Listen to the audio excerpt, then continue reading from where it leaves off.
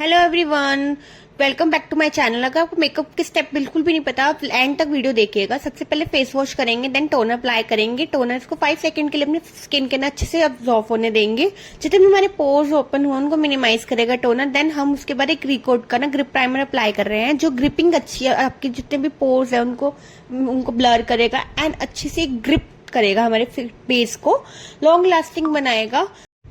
Skin में अच्छे से ऑब्जॉर्व होने के बाद देन आप देखेंगे कि हमारा मेकअप ना कैकी होगा ना पैची होगा। एक अच्छी सी dewy finish and long lasting waterproof makeup हमें अचीव होगा बेस। एंड आप देखेंगे जब तक हम स्कूली की हेल्प से अच्छे से आईब्रो को डिफाइन करेंगे, देन एंगल ब्रश की हेल्प से अपने आईब्रो को डिफाइन करने के बाद अच्छे से फिलिंग करेंगे प्रॉपरली। जिस अकॉर्डिंग आपकी आईब्रो है उस अकॉर्डिंग ही आपको शेप अप्लाई करनी है आईब्रो की।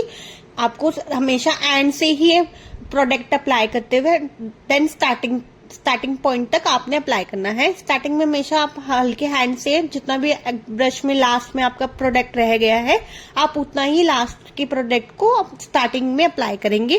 क्योंकि अगर हम स्टार्टिंग में अप्लाई करना स्टार्ट करते हैं शुरू से ही आईब्रो की स्टार्टिंग से, तो हमारी आईब्रो एकदम फेक एंड अच्छी नहीं बनती है।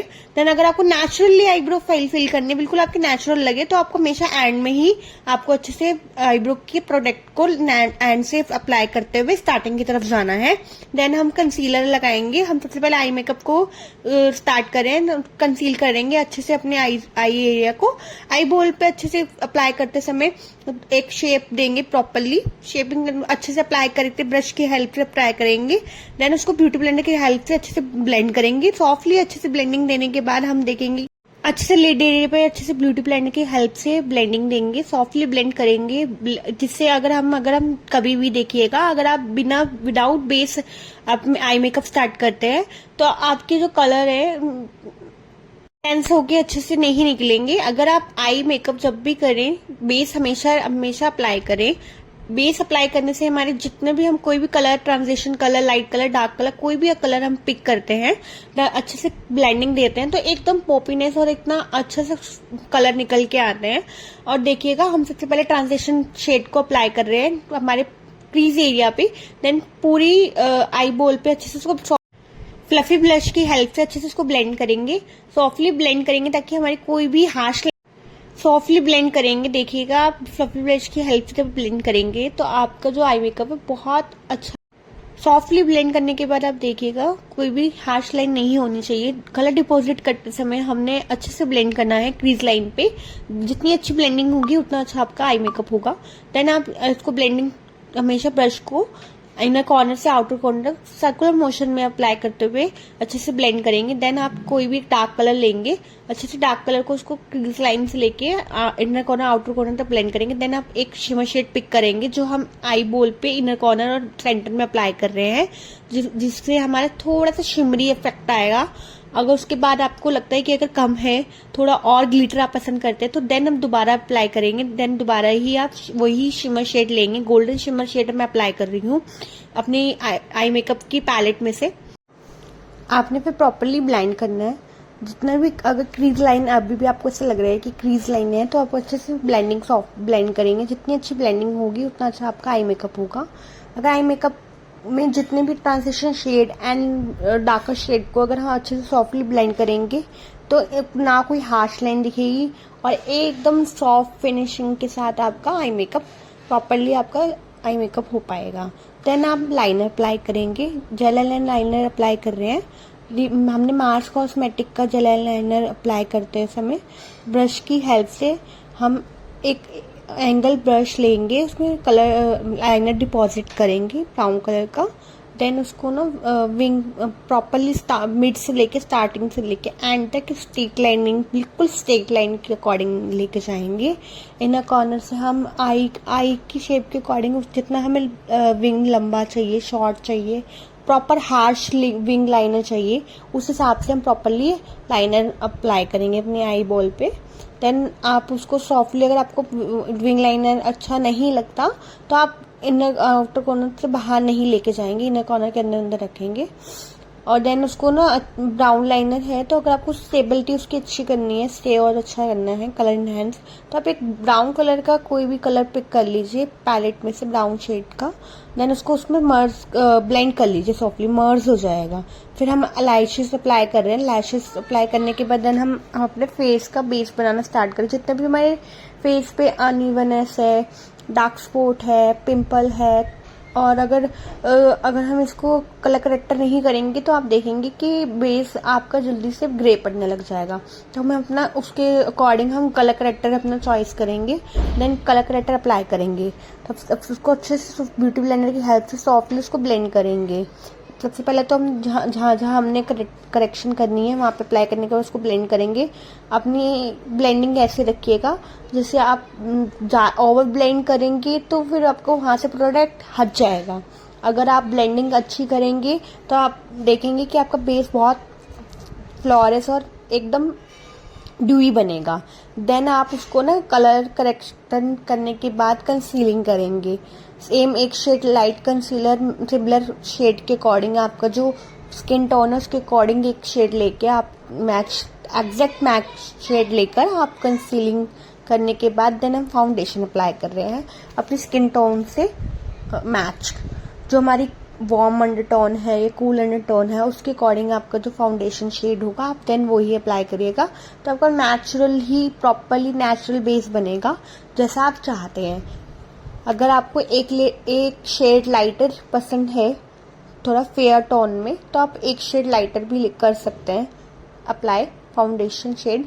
बट अगर आप नेचुरली बेस बनाना चाहते हैं जो आपकी स्किन टोन की अकॉर्डिंग ही हो, तो आप उसके अकॉर्डिंग ही अपनी स्किन जैसे वार्म अंडरटोन है या कूल अंडरटोन है आपकी स्किन, उसके अकॉर्डिंग ही चॉइस करना।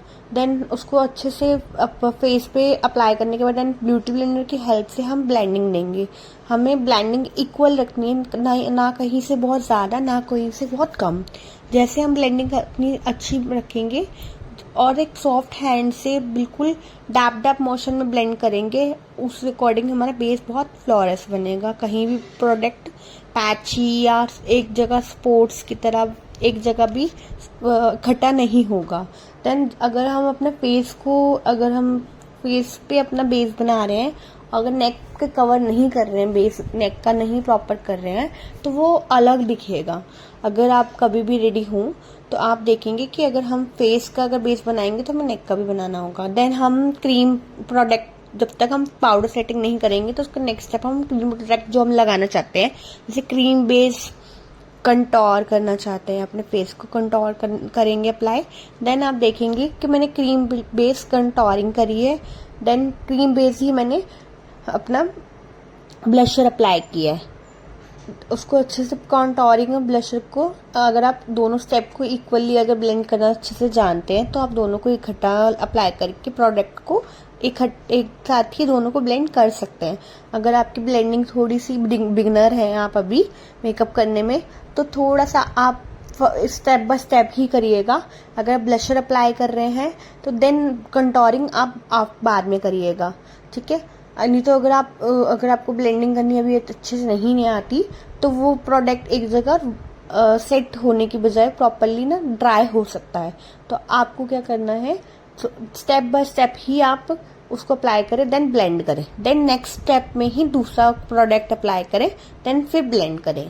पर हमें अच्छे से आता है तो इसलिए मैं अपना बेस जब भी बनाती हूँ तो दोनों प्रोडक्ट इकट्ठा अप्लाई करके देन उन दोनों को सेम टाइमिंग पे ही ब्लेंडिंग दे देती हूँ। सबसे पहले मैं कॉन्टोर ब्लेंड करती हूँ, देन फिर मैं अपने जो भी मैंने क्रीम ब्लशर अप्लाई किया है चिक एरिया पे, नोज एरिया पे, चिन एरिया पे, देन मैं उसको सॉफ्टली ब्लेंड करती हूँ। जैसे आप वीडियो देख रहे हैं, अगर आपको नॉलेजेबल लग रही है तो आप मेरे चैनल को सब्सक्राइब करें। तो आप वीडियो देख रहे हैं, अगर आपको नॉलेजेबल लग रही है तो आप मेरे चैनल को सब्सक्राइब करें। बताएंगे कि आपको किस टॉपिक पे देन किस चीज़ों पे जानने की नॉलेज आपको चाहिए मेकअप के रिगार्डिंग, तो आप मुझे मैसेज में ड्रॉप कर सकते हैं। देन कमेंट सेक्शन में आप मुझे बता सकते हैं। और मेरी फुल वीडियो देखने के लिए thank you so much. Then आप देखेंगे कि मैं पाउडर सेटिंग कर रही हूँ। पाउडर सेटिंग हम ट्रांसलेशन पाउडर से पाउडर सेटिंग करेंगे। बेस को वो लॉक करता है, ट्रांसफर प्रूफ बनाता है, ड्रैग प्रूफ बनाता है, ना कहीं से आपका पैची होगा ना कैकी होगा, एंड लॉन्ग लास्टिंग, आपके बेस को लॉन्ग लास्टिंग तक स्टेबिलिटी और स्टे देता है।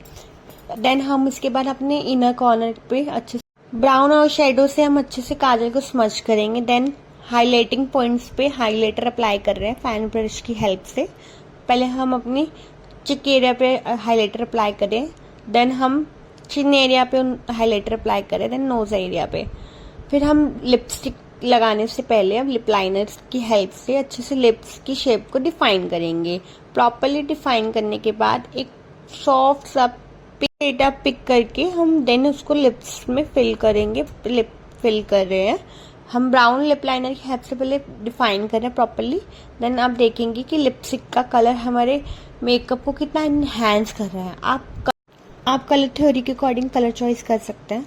देन लिपस्टिक अप्लाई करने के बाद देन फाइनल रिजल्ट आपके सामने है। अगर मेरे चैनल को सब्सक्राइब करें, बेल आइकन को प्रेस करें और कमेंट सेक्शन में कमेंट करके बताइएगा।